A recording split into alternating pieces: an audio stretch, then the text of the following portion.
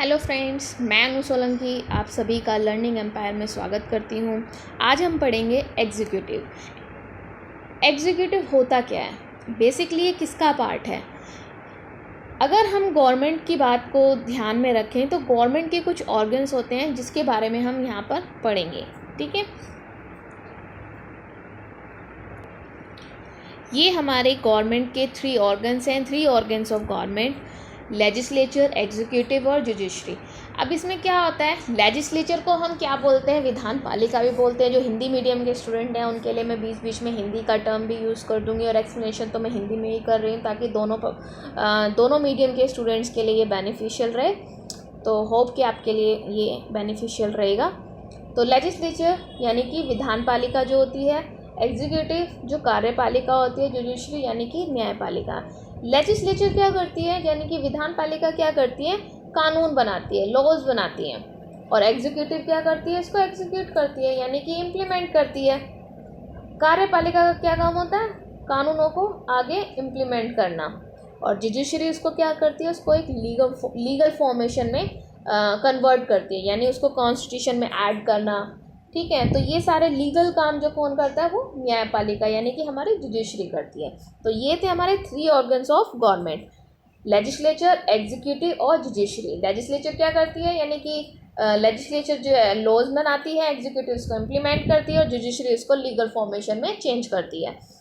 कार्यपालिका, न्यायपालिका एंड विधान पालिका। विधान पालिका कानून बनाती है, कार्यपालिका उसको क्या करती है, आगे इम्प्लीमेंट करती है। जुडिशरी यानी कि न्यायपालिका उसको क्या करती है, एक कानून का प्रॉपर रूप देती है, उसको कॉन्स्टिट्यूशन यानी कि संविधान में ऐड करके। तो होप कि आपको ये 3 ऑर्गन्स ऑफ गवर्नमेंट समझ में आए होंगे। तो इसके साथ साथ हम आगे बढ़ते हैं।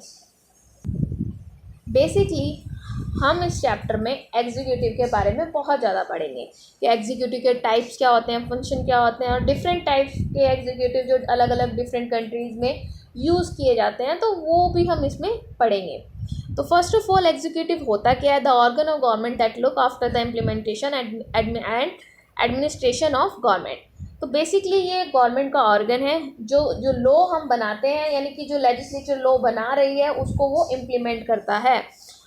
फंक्शंस क्या होते हैं एग्जीक्यूटिव के, ये रिस्पॉन्सिबल होता है इम्प्लीमेंटेशन ऑफ लॉज यानी कि responsible for implementation of laws and policies adopted by legislature. जो लेजिस्लेचर से पॉलिसीज़ उन्होंने अडोप्ट की है, जो भी उन्होंने कानून उनसे अडोप्ट किए हैं, जो उनको इम्प्लीमेंट करेंगे, तो उसके लिए जो भी रिस्पॉन्सिबल होगा वो कौन होगा, एग्जीक्यूटिव होगा। Political executive is involve in framing the policy. Obvious सी बात है, ये पॉलिसीज़ को फ्रेम करने में इन्वॉल्व रहता है। Responsible for day to day administration, जो एडमिनिस्ट्रेशन डिपार्टमेंट होता है हमारे इंडिया का, उसमें भी इसका डे टू डे इन्वॉल्वमेंट रहता है और ये उसके लिए भी रिस्पॉन्सिबल होता है। तो होप कि आपको एग्जीक्यूटिव और उसके फंक्शन समझ में आए होंगे। एग्जीक्यूटिव हमारे गवर्नमेंट का एक ऑर्गन है जो कानूनों को इम्प्लीमेंट करता है यानी कि जो लॉज को इम्प्लीमेंटेशन करता है। फंक्शन क्या होते हैं इसके कि ये जो कानून बनाए हैं जिनको ये इम्प्लीमेंट कर रहा है उसकी तरफ रिस्पॉन्सिबल होगा। इसके साथ साथ ये अलग अलग टाइप की पॉलिसीज़ को भी फ्रेम करता है यानी कि ये पॉलिटिकल एग्जीक्यूटिव की तरह भी इन्वॉल्व रहता है। इसके अलावा ये रिस्पॉन्सिबल होता है डे टू डे एडमिनिस्ट्रेशन के कामों में भी, यानी प्रॉपर रिस्पॉन्सिबल होगा ये एडमिनिस्ट्रेशन डिपार्टमेंट यानी हमारे इंडिया का जो भी एडमिनिस्ट्रेशन डिपार्टमेंट है उसके अंदर जो भी काम हो रहा है उसके लिए जो भी रिस्पॉन्सिबल है वो कौन होगा, एग्जीक्यूटिव। तो होप कि आपको ये टॉपिक समझ में आया होगा। इसके साथ साथ हम आगे बढ़ते हैं। Types of executive, first type is permanent executive, second type is political. इसके अलावा भी डिफरेंट टाइप्स होते हैं जो हम अलग अलग कंट्रीज़ में यूज़ करते हैं। तो हम सबसे पहले पढ़ेंगे परमानेंट एग्जीक्यूटिव।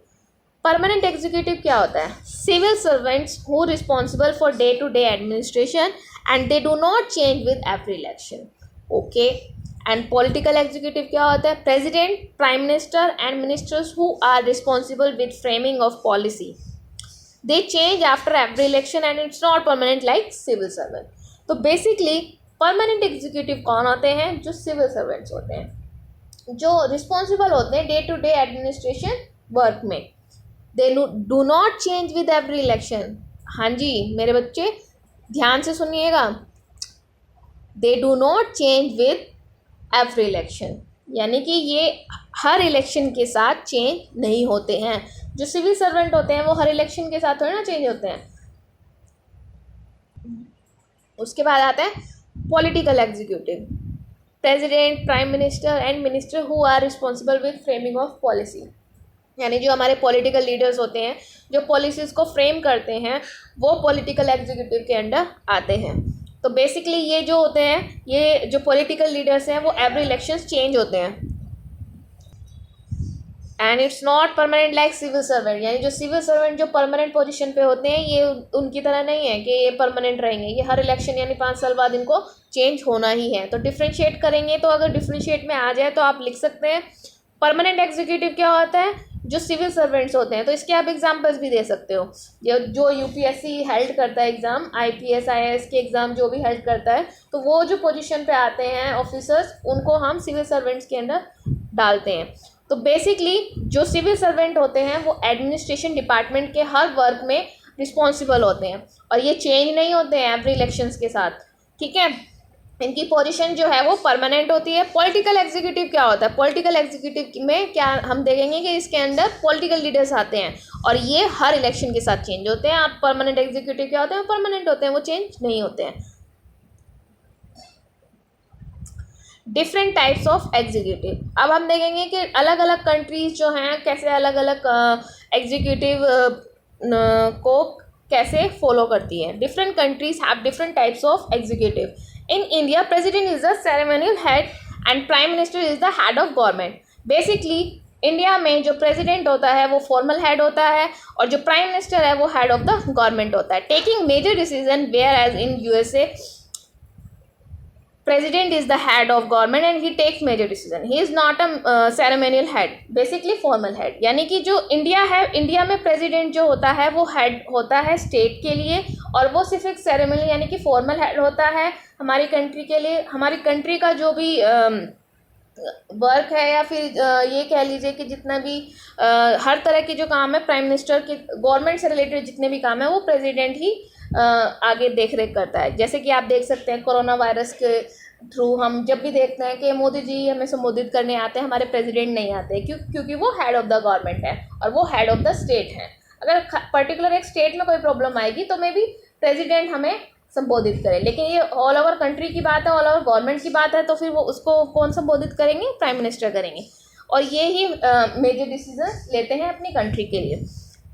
और अगर हम बात करें यूएसए की, यूएसए में क्या होता है कि जो प्रेसिडेंट है वो हेड है गवर्नमेंट का और वही सब कुछ मेजर डिसीजन लेता है और वो एक तरह से फॉर्मल हेड है, वो इनफॉर्मल नहीं है, वो इनफॉर्मल नहीं है,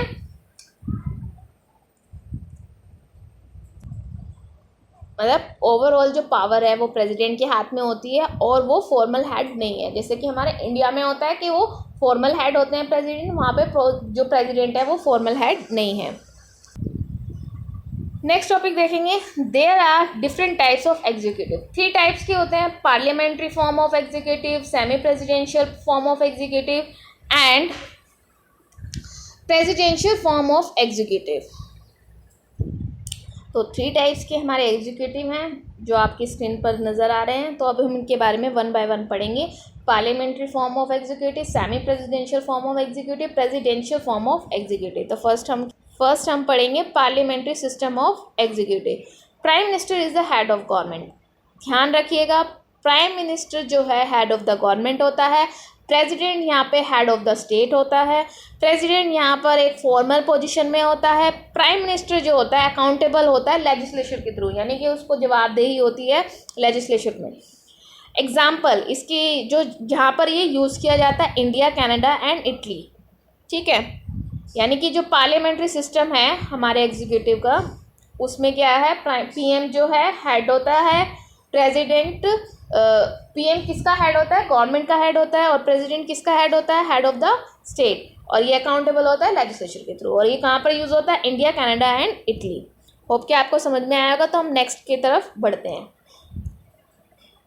semi presidential system of executive, इसमें भी सेम है, president head of the state होता है, prime minister is the head of government, but यहाँ पर जो चेंजेस है वो कहाँ है, prime minister and council of minister are responsible, यानी कि दोनों हुई, यानी ओनली प्राइम मिनिस्टर नहीं, काउंसिल ऑफ मिनिस्टर भी रिस्पॉन्सिबल होगा लेजिस्लेचर में। तो एग्जाम्पल है इसके फ्रांस और रशिया।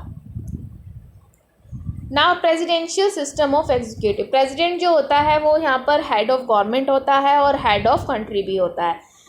इसकी जो थ्योरी है वो प्रैक्टिस में या ओवरऑल हम इसको कह सकते हैं कि इसके पास बहुत ज़्यादा पावर होती है, तो ये पावरफुल होता है काफ़ी। President is not accountable to legislature, इसको किसी को जवाब देने की ज़रूरत नहीं होती कि उसने क्या किया है क्या नहीं, ये हेड ऑफ द गवर्नमेंट और हेड ऑफ द कंट्री होता है, तो ये अपने फैसले खुद ले सकता है। President is directly elected by the people, यानी जो प्रेसिडेंट होता है वो डायरेक्टली कौन इलेक्ट करता है, जो जनता है वो इलेक्ट करती है। और ये इसका एग्जाम्पल है यूएसए, याद रखना यूएसए इसका एग्जाम्पल है, ये यूएसए में यूज़ होता है। अब हम पढ़ेंगे discretionary powers of president. Basically power क्या होती है प्रेसिडेंट की। Under article 74(1) president can send back the advice given by council of minister and ask them to reconsider it, यानी कि जो प्रेसिडेंट हैं अगर उसके पास अकॉर्डिंग टू आर्टिकल 74(1) इसमें क्या होता है कि जो अगर प्रेसिडेंट के पास कोई बिल पास करने के लिए आया है या कुछ भी एडवाइस लेने के लिए कोई भी पेपर आया है, तो वो उसको क्या करता है, अगर वो चाहे तो वो वापस भेज सकता है कि भाई इस पर थोड़ा दोबारा सोच विचार किया जाए, तो ये इसके पास पावर होती है कि आप उसको एक बार वापस भेज सकते हैं। लेकिन पर ये एक फैक्ट है कि प्रेसिडेंट को एट द एंड मानना ही पड़ता है, क्योंकि वो सिर्फ एक नाम मात्र की सत्ता होती है, और पूरी कंट्री को, पूरी गवर्नमेंट को कौन चलाता है, हमारे प्राइम मिनिस्टर चलाते हैं। President has veto power, president के पास वीटो पावर होती है, वो किसी भी बिल को पास करने से रोक सकता है, अपनी वीटो पावर को यूज़ कर सकता है। अगर वीटो पावर अगर प्रेसिडेंट ने वीटो पावर को यूज़ कर लिया, वीटो पावर एक बहुत पावरफुल पावर है, अगर इसको किसी ने भी यूज़ कर लिया, और ये सबके पास नहीं होती है, ठीक है, ये 5 लोगों के पास होती है, और अगर 5 में से किसी एक ने भी इसको यूज़ किया तो बिल पास नहीं होगा। तो प्रेसिडेंट के पास भी ये पावर होती है कि अगर उसने कोई भी बिल को पास नहीं करना है, अगर वो मना कर रहा है तो वो कर सकता है, क्योंकि अगर वो वीटो पावर का यूज़ कर रहा है तो। The president has the power to appoint the prime minister, यानी इसके पास पावर होती है कि ये अपॉइंट कर सके प्राइम मिनिस्टर को। In parliamentary system as in India the council of minister are dependent on support of majority of legislature, यानी कि हमारे इंडिया में पार्लियामेंट्री सिस्टम में क्या होता है कि जो काउंसिल ऑफ मिनिस्टर है वो डिपेंड रहती हैं मेजोरिटी पे, यानी कि लेजिस्लेचर की जो मेजोरिटी होगी उस पर वो डिपेंड करती हैं। तो आपको पावर्स ऑफ प्रेसिडेंट क्लियरली समझ में आ गया होगा। तो हम नेक्स्ट आगे बढ़ते हैं। अब हम देखेंगे 91st अमेंडमेंट, यानी कि ये क्या है। 91st अमेंडमेंट था क्या। 91st amendment was introduce which said that the council of minister will not exceed 15%, yes student ध्यान से सुनिएगा, 15% of total number of members of the house of people. Basically इसके अंदर क्या था कि पहले की अगर हम बात करें, before this there was no restriction, there was no restriction on the number of council of minister, and when no party had clear majority then minister position was given as temptation to win over the support of member of parliament। यानी कि पहले क्या होता था कि कोई restriction नहीं थी कि अगर क्लियर मेजॉरिटी नहीं मिली है किसी को तो वो डिसाइड कर लेते थे मिनिस्टर कि कौन जीतेगा कौन नहीं, यानी अगर किसी को क्लियर मेजॉरिटी नहीं मिली है तो पार्लियामेंट के जितने मेंबर्स हैं वो अपने अकॉर्डिंग इलेक्ट कर सकते थे अगर मेजॉरिटी नहीं मिली है तो। पर ये पहले होता था, बट अब क्या किया गया है 91st अमेंडमेंट के थ्रू कि सिर्फ 15% से ज़्यादा, मतलब सिर्फ 15% होंगी, तो उससे ज़्यादा आप नहीं ले सकते, मिनिस्टर्स इंक्लूड नहीं हो सकते 15% से ज़्यादा, ठीक है। तो ये रिस्ट्रिक्शंस लगाए गए हैं कुछ 91st अमेंडमेंट के थ्रू, तो इसको हम देख लेंगे, एक बार फिर से रिकॉल कर लेते हैं कि 91st अमेंडमेंट जो था इसमें बताया गया था कि जो काउंसिल ऑफ मिनिस्टर्स हैं वो एक्सीड नहीं होंगे 15% से ज़्यादा, और इससे पहले कोई रिस्ट्रिक्शन नहीं था, कितने भी हो सकते थे, तो इसमें कोई प्रॉब्लम नहीं थी। अब हम देखेंगे वाइस प्रेसिडेंट ऑफ इंडिया। इसका क्या रोल है? President then vice president. अगर प्रेसिडेंट अपनी पोजीशन पे कुछ टाइम के लिए नहीं है तो वाइस प्रेसिडेंट उसके पद को संभालता है। He is elected for 5 years 5 साल के लिए इलेक्ट किया जाता है। His election is same as that of president, यानी जैसे प्रेसिडेंट के इलेक्शन होते हैं वैसे इसके भी होते हैं। He is elected by proportional representation method, जो हमने प्रीवियस लेक्चर में पढ़ा था, तो ये उसके थ्रू इलेक्ट किया जाता है। State legislature are not included in election of vice president, included नहीं होते हैं। Vice president act as president of India when there is a vacancy due to death, resignation और रिमूवल बाय इम्पीचमेंट, यानी कि जो वाइस प्रेसिडेंट है वो as a act करता है प्रेसिडेंट की एब्सेंस में, या तो उसकी डेथ हो गई है तो वो इमरजेंसी उसमें उसकी सीट पर बैठेगा। दैट मीन्स ये नहीं कि उसको प्रेसिडेंट मतलब वो उसके रिगार्डिंग फैसले ले सकता है।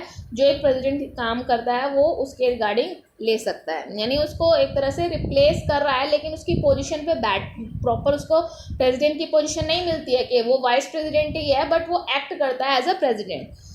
अगर डेथ हो जाए या कोई रेजिग्नेशन दे दिया है या कुछ भी बहुत सारे रीज़न इसके हो सकते हैं, तो यहाँ पर मैंने ऐड किए हैं कि अगर ड्यू टू डेथ और रेजिग्नेशन और समथिंग अदर रीजंस और रिमूवल बाय इम्पीचमेंट। तो बेसिकली आपको समझ आ गया होगा कि वाइस प्रेसिडेंट का क्या रोल है हमारे इंडिया में। ये बहुत ईजी था और इसका बहुत छोटा सा पोर्शन आपके चैप्टर में दिया हुआ है, तो मैंने ओवरऑल कवर कर दिया है, तो आपको कोई प्रॉब्लम नहीं होगी कि आपको अलग से एनसीईआरटी में इसको देखना पड़े। बेसिकली मैंने सारे पॉइंट्स यहाँ पर कवर कर दिए हैं कि जो फर्स्ट मार्क्स में 1 मार्क्स में आ सकते हैं, 6 मार्क्स में आ सकते हैं और शॉर्ट क्वेश्चन में आ सकते हैं, तो वो सारे मैंने यहाँ पर कवर कर दिए हैं। अब हम पढ़ेंगे prime minister and council of ministers. PM is an important functionary of government in our country because she is the head of government। Obvious सी बात है, पीएम जो है वो इम्पोर्टेंट रोल प्ले करते हैं हमारी कंट्री में क्योंकि वो हेड ऑफ द गवर्नमेंट होते हैं। The council of minister is the minister which hold ministry is the particular government and lead by the head, for example prime minister. जो council of minister होते हैं यानी group of ministers होता है, उनको भी कौन लीड करता है? वो भी प्राइम मिनिस्टर करते हैं। तो याद रहे council of minister group of ministers होता है और वो किसके द्वारा लीड किया जाता है? प्राइम मिनिस्टर के द्वारा लीड किया जाता है। तो ये छोटा ही टॉपिक था, इसमें ज़्यादा कुछ ऐसा नहीं था इम्पोर्टेंट बताने वाला, तो बेसिक था जो आप लोगों को मैंने बता दिया है। अब आगे देखेंगे कोलिशन गवर्नमेंट। कोलिशन का मतलब होता है गठबंधन की सरकार, यानी कि जब अलग अलग जो पार्टीज़ होती हैं और अलग अलग पार्टीज़ जो हैं मिलकर जब किसी एक को, कहते हैं ना, किसी एक को मेजॉरिटी नहीं मिल रही है तो फिर वो क्या करते हैं?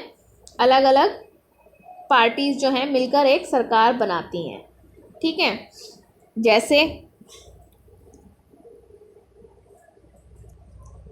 जैसे आप कह सकते हैं अ गवर्नमेंट फॉर्म बाय 2 और मोर पॉलिटिकल पार्टीज वर्किंग टुगेदर, यानी 2 या 2 से अधिक जो राजनीतिक दल होते हैं उनके सहयोग से जो सरकार बनती है उसको हम गठबंधन सरकार भी बोलते हैं। वैसे कांग्रेस में भी एक बार बनी थी गठबंधन सरकार। ठीक है, तो coalition government in a parliamentary government body of advisor that is formed when different political party choose to cooperate in the administration and regulation of a country or community। जैसे कि मैंने भी बताया कि वो खुद से चूज़ करते हैं, 2 या 2 से अधिक जो पार्टी होंगी वो एक साथ जुट होकर एक पार्टी का जो निर्माण करती हैं वो होती है कोलिशन गवर्नमेंट, जिसमें रूल रेगुलेशन जो भी हैं वो मिलजुल कर ही फिक्स किए जाते हैं। लेकिन ये बहुत जल्दी गिरती भी है, यानी जितनी जल्दी इसको ये बनती है उतनी जल्दी इसके गिरने के भी आसार रहते हैं, क्योंकि इसमें अलग अलग व्यूज़ जहाँ पर होंगे तो अलग अलग व्यूज़ होंगे तो वहाँ पर अक्सर क्या होता है, मतभेद होने के बहुत ज़्यादा कारण उत्पन्न हो जाते हैं, यानी कि बहुत ज़्यादा मतभेद हो सकते हैं। तो जब मतभेद होगा तो फिर जब सबके व्यूज़ अलग होंगे तो फिर थोड़ी सी यहाँ पर इस गठबंधन की जो सरकार होती है, जो कोलिशन गवर्नमेंट होती है, इसके गिरने के आसार ज़्यादा रहते हैं। उसके बाद last not the least bureaucracy. Bureaucracy क्या होता है? इसको हम डिस्क्राइब करते हैं एज अ सिविल सर्विस, जैसे मैंने आपको पीछे भी बताया था। Civil servants are trained and skilled officers who work as a permanent employees of government and are assigned the task of assisting minister in formulating policies and implementing them. Basically जो civil service वाले होते हैं अलग से इनकी जो skill office, ये अलग से ही एक ऑफिस एक यूपीएससी एग्ज़ाम होता है जिससे हेल्प किए जाते हैं, अलग अलग टाइप के होते हैं, जैसे आईएएस आईपीएस मैंने आपको पहले भी बताया था। तो ये जो हैं परमानेंट एम्प्लॉयज़ होते हैं गवर्नमेंट के, ये असाइन किए जाते हैं अलग अलग टास्क के लिए, यानी एक अपनी जो गवर्नमेंट है या अपना जो कंट्री है उसको सेफ रखने के लिए इनको अलग अलग टास्क दिए जाते हैं, अलग अलग पॉलिसीज़ को फॉर्मेट किया जाता है और इनको बताया जाता है कि किस तरह से किस केस पर किस तरह से काम करना है। Bureaucracy is control by legislature, यानी इसका जो लेजिस्लेचर कंट्रोल करती है इलेक्ट रिप्रेजेंटेटिव एंड मिनिस्टर। तो जो ब्यूरोक्रेसी है उस पर लेजिस्लेचर का कंट्रोल रहता है और इलेक्टेड रिप्रेजेंटेटिव एंड मिनिस्टर्स का भी इस पर कंट्रोल रहता है, यानी ये एक तरह से कह सकते हैं कि मिनिस्टर के हाथ की कठपुतली भी बन जाते हैं कभी कभी। Now classification of civil service. All India service which include Indian administrative service and Indian police service, यानी जो भी एडमिनिस्ट्रेशन के डिपार्टमेंट का हो या इंडियन पुलिस सर्विस हो वो इसमें आते हैं, इसमें इंक्लूडेड होती हैं। सेंट्रल सर्विस कौन सी होती हैं? Which included Indian foreign service and Indian revenue service. Yes. State service कौन सी होती हैं? Which include state tax officer and IAS and IPS. So यही हमारा चैप्टर ख़त्म होता है। होप कि आपको ये चैप्टर बहुत इजीली समझ में आया हो। ठीक है, इसी तरह हम एक और नए टॉपिक के साथ फिर से मुलाकात होगी हमारी यहीं लर्निंग एम्पायर पर। For more update check out my channel learning empire and press bell icon. Stay home, stay safe. Thank you.